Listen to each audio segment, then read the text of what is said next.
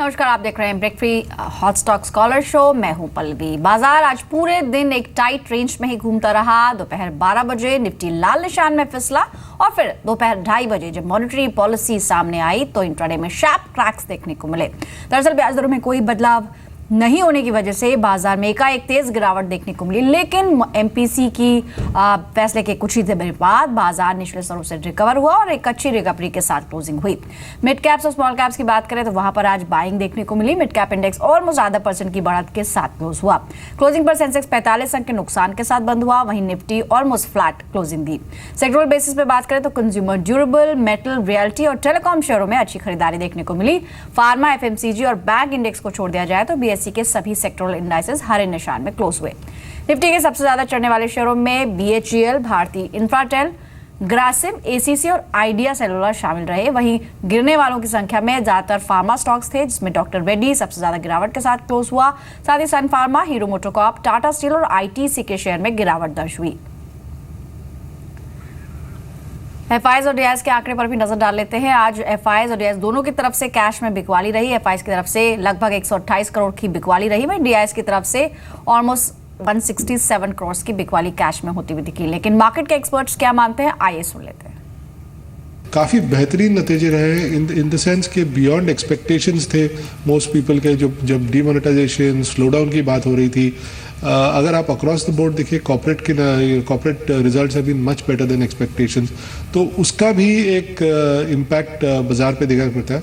Clearly एक मेरा मानना यह है कि बाजार एक नए रेंज में घुस चुका है, जो एक ऊपर की तरफ का रेंज है। तो शायद ये रेट कट ऑलरेडी फैक्टर्ड है और उसकी वजह से आपको जिस हिसाब से मार्केट में रहना पाया वहाँ पे स्लाइड करेक्शन भी नज़र आए, पर ये जो रेंज रहेगा ये ऊपर की तरफ का रहेगा और I will not be surprise अगर मार्केट ये प्रीवियस हाई को ब्रेक करता है in the short term.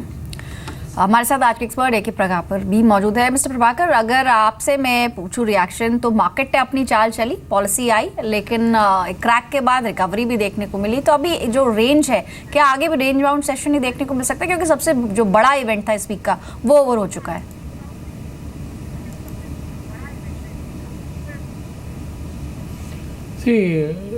RBI policy has surprised many, but I think in this context, this is what the best RBI can do, because you have to take care of your exchange rate also, and the difference between interest rates in India and US is getting narrower, and if that interest rates comes down, then it becomes a problem for the currency. So we had a view that most probably the rate cut might not come, and it has happened so, and I think market will recover.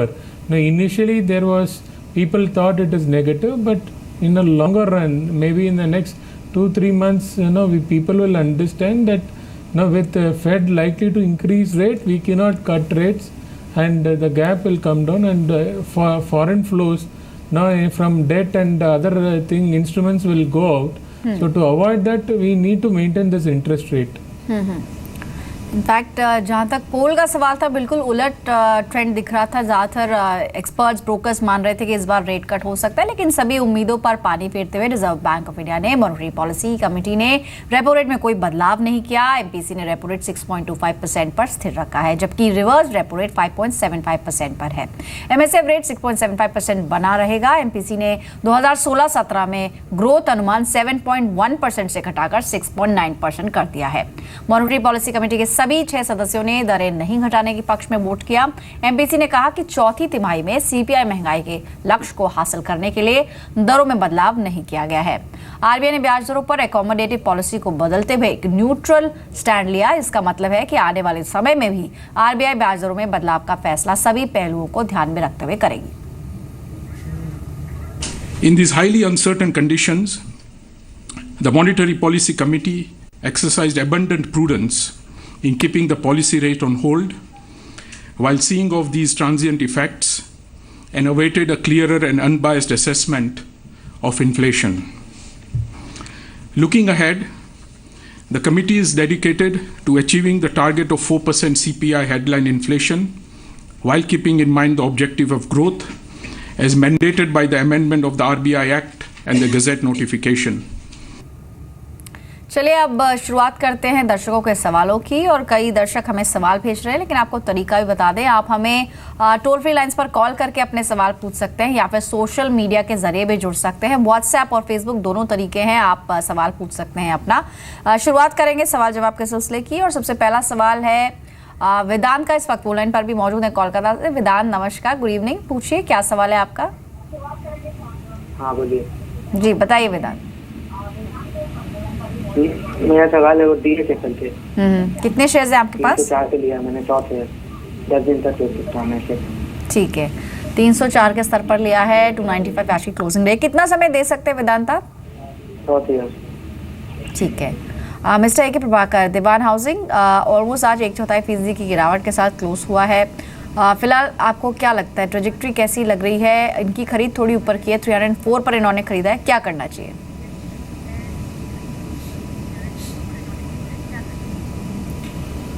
See, this housing finance stock is looking very good, and I think with a stop loss of 284, he can hold on to the stock, and he has bought it around 304, and I think that level can be crossed in next few days.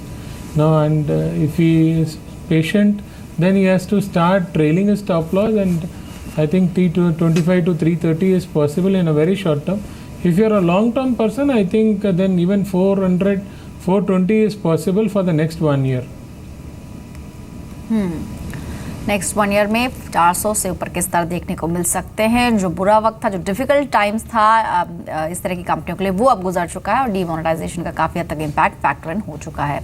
अगला सवाल शामिल करते हैं। श्रीनिवास का सवाल है पुणे से, yes bank को लेकर 100 शेयर्स इनके पास 1280 पर खरीदे हुए हैं। मिस्टर प्रभाकर, क्या करना चाहिए? अभी अच्छे गेंस के साथ ये फिलहाल ये स्टॉक होल्ड कर रहे हैं, क्या करना चाहिए?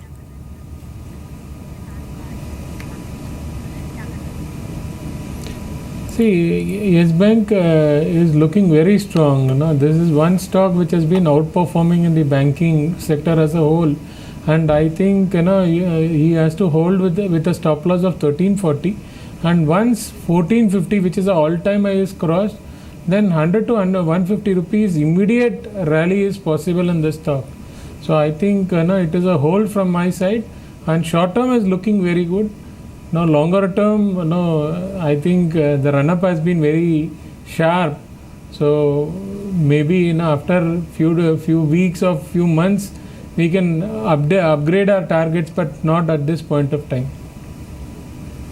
तो फिलहाल होल्ड करें, बने रहने की सलाह है। और क्लोजिंग की बात करें तो 1410 के आसपास आज क्लोजिंग रही, अच्छे गेंस के साथ, ऑलमोस्ट 1% ऊपर। अगला सवाल है आशीष कुमार का, दिल्ली से। कोरोमंडल इंटरनेशनल को लेकर क्वेश्चन है। ऑलमोस्ट 1000 शेयर्स हैं जो कि 340 के स्तर पर खरीदे हुए हैं।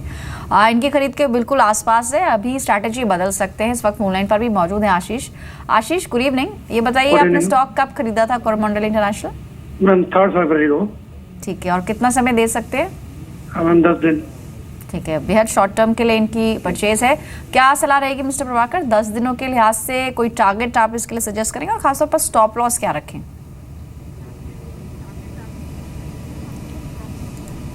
Okay. Now this stock has consolidated after a sharp rally.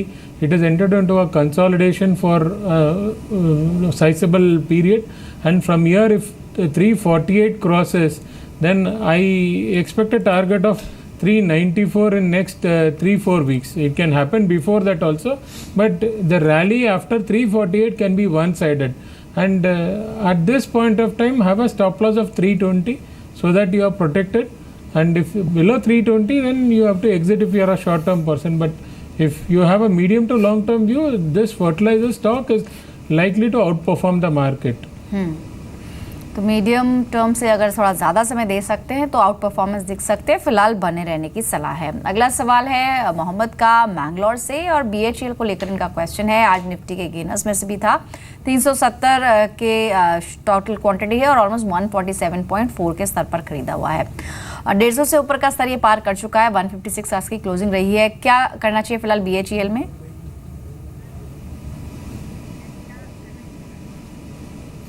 See, BHEL almost it has given 14% return for this month, and above 163 it is going to be very good. So I think hold with a stop loss of 138. Now I think the rally will be very sharp. And once a stock performs in the first 15 days, and that too more than 10%, then I think shorts will be trapped, and by end of the month itself your target could be as high as 175, 180. Alright, चलिए अगला सवाल शामिल करते हैं। ये सवाल भेजा है अजय ने राजस्थान से और डाबर को लेकर इनका क्वेश्चन है। 500 शेयर्स हैं जो कि 281 के स्तर पर खरीदे हुए हैं, थोड़ी ऊपर की खरीद है, नुकसान में है। 265 का स्तर आज दिखा है क्लोजिंग में। क्या करना चाहिए डाबर में फिलहाल?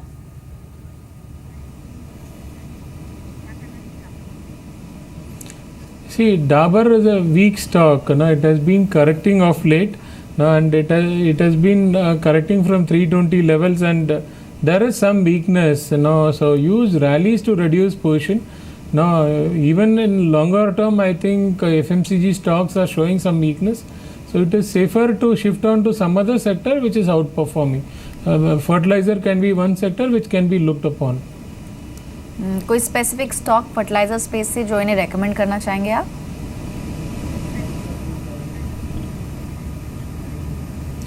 Rallies and Coromandel will be the best pick in fertilizer. तो रैलिस इंडिया या फिर कोरोमंडल इंटरनेशनल, जिस पर थोड़ी देर पहले चर्चा भी हो रही थी, ये दो स्टॉक्स हो सकते हैं जहां पर आप निवेश करने की सोच सकते हैं। तो डाबर से किसी भी रैली में एग्जिट करने की सलाह है। फोन लाइन पर राजकुमार है दिल्ली से। गुड इवनिंग राजकुमार, पूछिए क्या सवाल है आपका? गुड इवनिंग मैम जी बताइए। M&M फाइनेंस के शेयर है 100,307 पे। 1 मंथ का मेरा ओरिजिन है। ठीक है, और ऑलरेडी कितना टाइम हो चुका है स्टॉक को होल्ड किए हुए?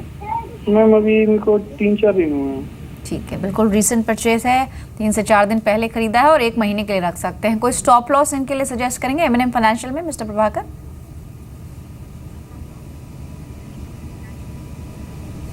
See, this stock has made a very good bottom formation. In last 3 months, it has been consolidating. So a stop loss around 288 would be apt, and target around 350 can be possible in the next 1 to 2 months itself. Because the bottom formation it has taken enough time, and when the rally happens, the rally can be very fast. And recently, it was showing lot of strength. Maybe from next week the rally can be sharp in this stock. Alright, तो अगले हफ्ते आने वाले कुछ दिनों में इसमें अच्छी रैली देखने को मिल सकती है। आज ऑलमोस्ट 299 के स्तर पर क्लोजिंग रही है। अगला सवाल शामिल करते हैं मेहुल का, जो कि महाराष्ट्र से है, और इनका सवाल है वॉकहार्ट को लेकर। 1000 शेयर्स हैं इनके पास जो कि 730 के स्तर पर खरीदे हुए हैं। काफ़ी ऊपर की परचेज है, इसलिए नुकसान हो रहा है। आज फार्मा स्टॉक्स में कमजोरी भी दिखी, ऑलमोस्ट 2% की नुकसान के साथ वॉकहार्ट क्लोज हुआ है। नेक्स्ट फ्यू डेज और मंथ्स के लिए कोई टारगेट आप सजेस्ट करेंगे? क्या करना चाहिए स्टॉक में अभी?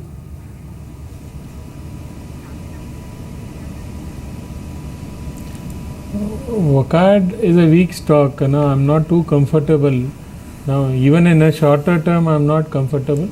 Now, and longer term, all Indian pharmas are facing some pressure.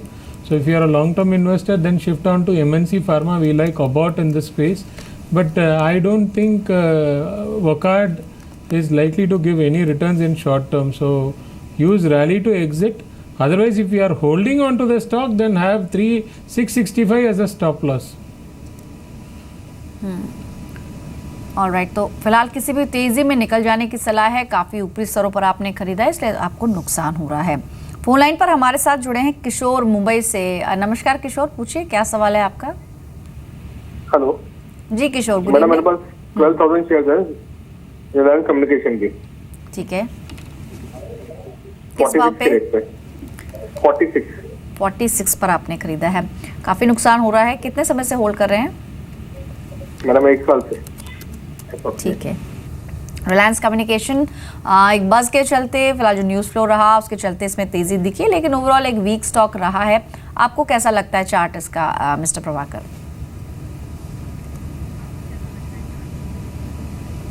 See, it is a weak chart, and it is a weak company also. It has been correcting from very high levels, and buying stock which is on a continuous downtrend, it is like buying on hopes, which normally doesn't work. It is better to shift to Bharati Airtel, which has a better chart pattern and even better fundamentals.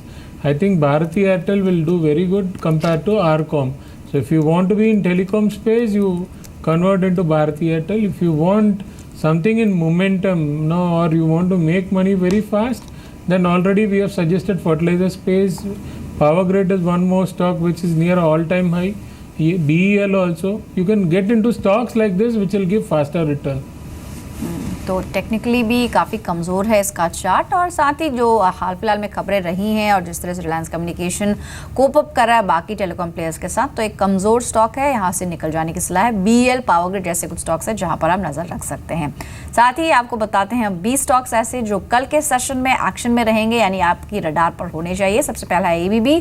Parent company के order inflow में सुधार देखने को मिला है। 2015 के बाद पहली बार ऑर्डर इनफ्लो में इजाफा देखने को मिला है। आज स्टॉक ऑलमोस्ट 2% के गेंस के साथ क्लोज हुआ। यहाँ पर कल के सेशन में 1250 के टारगेट्स के लिए बाय करें। 1190 का एक स्टॉप लॉस आप इसमें लगा सकते हैं। इसके अलावा क्विक हील साइबर सिक्योरिटी पर पैनल का गठन करेंगे, ये RBI ने आज पॉलिसी में अनाउंस किया, और जिसके चलते इस तरह के स्टॉक्स पर फोकस रहेगा। बैंकों के साइबर सिक्योरिटी पर आने वाले दिनों में खर्च में बढ़ोतरी देखने को मिल सकती है, और साइबर सिक्योरिटी से जुड़ी कंपनियां जैसे कि क्विक हील ये बेनिफिट कर सकती है। 270 के लक्ष्य के लिए बाय किया जा सकता है। 260 का स्टॉप लॉस आप इंट्राडे में लगाइए। चुनिंदा फार्मा स्टॉक्स में तेजी रही, जिसके चलते हमने चुना है औरो फार्मा को। कारोबार के आखिरी घंटे में शेयर में अच्छी रिकवरी देखने को मिली है। Q3 में जो एबिटा मार्जिन है वो 1% से ज़्यादा बढ़ने का अनुमान है। खरीदारी का मौका है, यहाँ पर लक्ष्य होगा 730 का। 690 के स्टॉप लॉस के साथ आप इसमें खरीदारी कर सकते हैं। अगला स्टॉक है सुज़लॉन का। खरीदारी की सलाह है। यहाँ पर कारोबार के अंतिम चरण में शेयर में बड़े सौदे हुए दिखे। ऑलमोस्ट 9 लाख शेयरों का सौदा करीब 16 रुपये 70 पैसे पर हुआ है। कल के सेशन में आप खरीदारी करें 18 रुपये के लक्ष्य के लिए। 16.2 का स्टॉप लॉस लगा सकते हैं। आज ऑलमोस्ट 5% के गेंस के साथ स्टॉक क्लोज हुआ है। त्रिवेणी टर्बाइन अगला स्टॉक है, नजर रख सकते हैं। कंपनी के नंबर्स भी आए और मुनाफा ऑलमोस्ट 30 करोड़ से बढ़कर 35 करोड़ रुपए रहा है इस क्वार्टर में। आय में कुछ मार्जिनल डिप देखने को मिला। 207 करोड़ से आय 204 करोड़ रुपए रही है। खरीदारी का मौका बनता है 132 के लक्ष्य के लिए। 122 का स्टॉप लॉस लगाइए। इसके अलावा इमामी प्रमोटर्स ने गिरवी रखे हुए शेयर छुड़वाए हैं। RBL बैंक से करीब 14 लाख गिरवी शेयर छुड़वाए हैं। यहाँ पर खरीदारी का मौका है 1150 के टारगेट्स के लिए। 1100 का स्टॉप लॉस आप इसमें रख सकते हैं। केशोराम इंडस्ट्रीज अगला शेयर होगा जो आपके रडार पर होना चाहिए। Q3 में कंपनी ऑपरेटिंग घाटे से मुनाफे में आई है। यहाँ पर मौका है खरीदारी का 162 के लक्ष्य के लिए। कल आप इसमें बाय करें। 152 का स्टॉप लॉस लगाएं। साथ ही इंडियन बैंक एक और बाय कॉल है। MPC के फैसले के बाद बैंकिंग शेयरों ने अच्छी रिकवरी दिखाई है। आज के सेशन में अच्छे गेंस के साथ स्टॉक क्लोज हुआ। यहाँ पर आप खरीदारी कर सकते हैं 315 के लक्ष्य के लिए। 295 का स्टॉप लॉस लगाएं। आज ऑलमोस्ट 298 का स्तर देखने को मिला है। स्किपर अगला स्टॉक है जहां नजर रख सकते हैं। नतीजों का ट्रिगर है। Q3 में जो मुनाफा है करीब 19 करोड़ से बढ़कर 22.4 करोड़ रुपए रहा है। जो बिक्री है उसमें भी इजाफा देखने को मिला है। Q3 में बिक्री 361 करोड़ से बढ़कर 430 करोड़ रुपए रही है। खरीदारी का मौका है, लक्ष्य रखे 162 का। 152 के स्टॉप लॉस के साथ यहाँ पर बाय कर सकते हैं। 10वां स्टॉक जो लिस्ट में है वो है HCG का। कंपनी घाटे से मुनाफे में आई है इस क्वार्टर में। करीब 2.2 करोड़ के घाटे से 5.4 करोड़ का मुनाफा कंपनी ने इस क्वार्टर में पोस्ट किया है। खरीदारी का मौका है, यहाँ पर आप बाय करें। लक्ष्य होगा 256 का। 234 का स्टॉप लॉस। मिस्टर प्रभाकर, अगर इन 10 स्टॉक्स में से कोई शेयर आपको पसंद आया हो या आपने नोटिस किया हो तो कोई कमेंट आपका?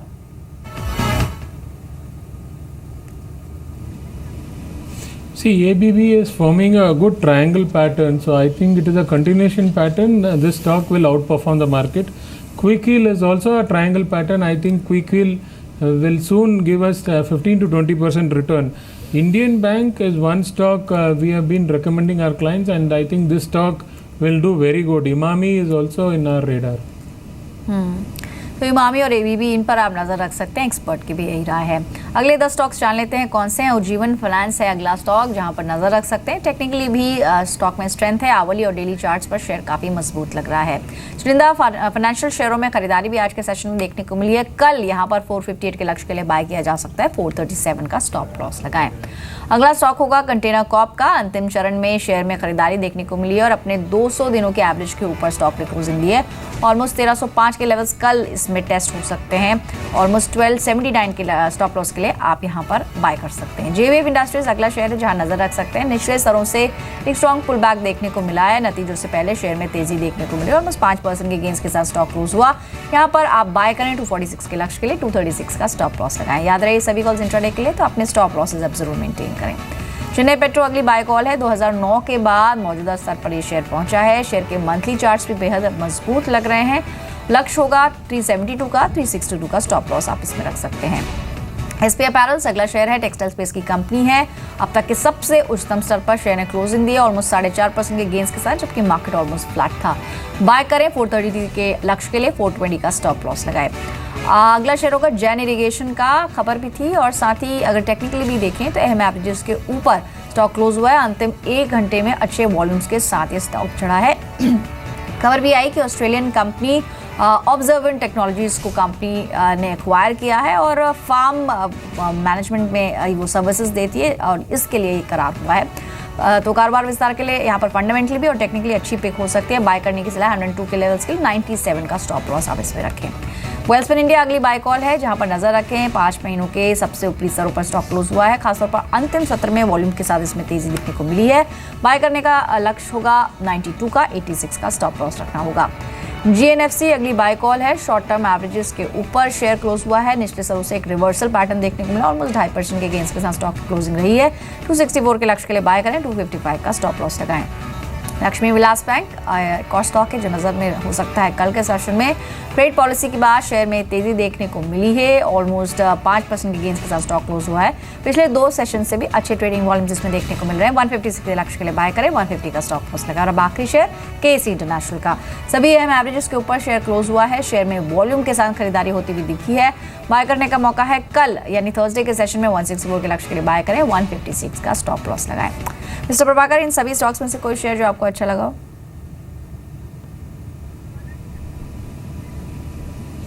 LVB has made a very good bottom formation. I think this stock will outperform the market. GNFC, one more fertilizer stock. Fertilizers, one pack, I think it is likely to outperform. So we like this one. Chennai Petro, JBF Industry is 2 other more stock, which I think can give 8 to 10% return. Alright, अब कुछ दर्शक हैं जो Facebook के जरिए भी अपने सवाल पूछ रहे हैं और फेसबुक पर हमें सवाल आया है देवेश शर्मा का। रेणुका शुगर को लेकर इनका क्वेश्चन है। ऑलमोस्ट 1000 शेयर है जो कि 16 रुपये पर खरीदे हुए हैं। फिलहाल पिछले कुछ सेशन से सभी शुगर स्टॉक्स में एक अच्छी तेजी देखने को मिल रही है। रेणुका शुगर इन पर्टिकुलर कैसा लग रहा है आपको?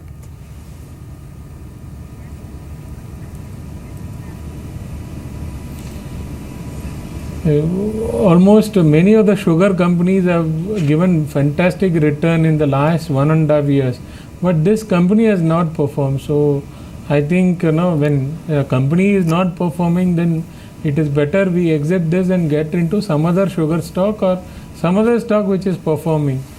So I'm not too comfortable with Renuka Sugar. तो इससे बेहतर ऑप्शन आप तलाश कर सकते हैं क्योंकि आपकी खरीद के आसपास ही है, तो किसी भी तेजी में आप यहां से एग्जिट कर लें। राजा राय चौधरी ने सवाल भेजा है। सिंटेक्स को लेकर 100 शेयर हैं 99 के स्तर पर खरीदे हुए हैं। 95 रुपये 90 पैसे पर आज की क्लोजिंग रही है। सिंटेक्स पर आपकी राय?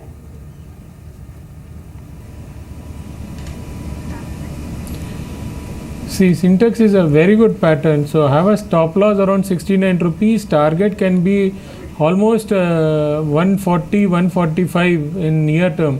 I think Syntex is a fantastic stock and it can give a very good return in next 2-3 months. अगला सवाल है दर्पण का। M&M फाइनेंशियल को लेकर 200 इनके पास क्वांटिटी है, 305 का स्तर है। M&M फाइनेंशियल पर शायद पहले भी किसी ने सवाल पूछा था, पर आपकी राय क्या है इनकी खरीद को देखते हुए?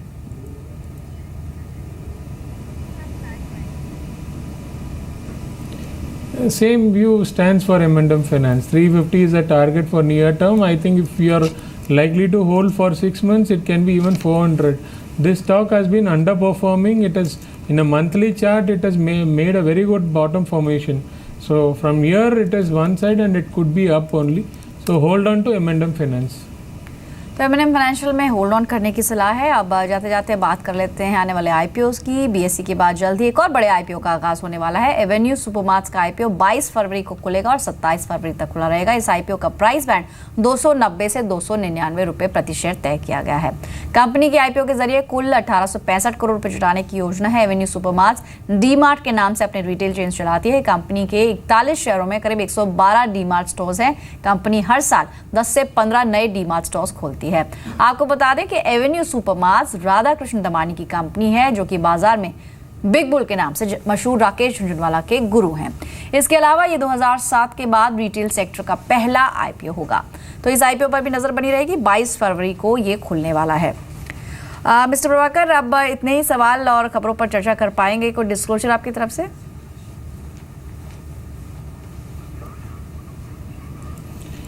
I don't hold any stock, but our clients will be holding the stocks which we have discussed. I like few stocks for trading for the next 15 days to 1 month. I think Z is looking very good, and if it trades above 515, target of 560 is possible. One more company is Arvind and PFC. These three stocks are looking very good for a short-term trade and a medium-term trade. Thanks a lot mister Prabhakar, समय निकाला आपने और बातचीत की हमसे। तो फिलहाल hot stocks में इतना ही। कल फिर लौटेंगे, बताएंगे दिन भर के बाजार का हाल और साथ ही होंगे टॉप 20 स्टॉक्स। नमस्कार।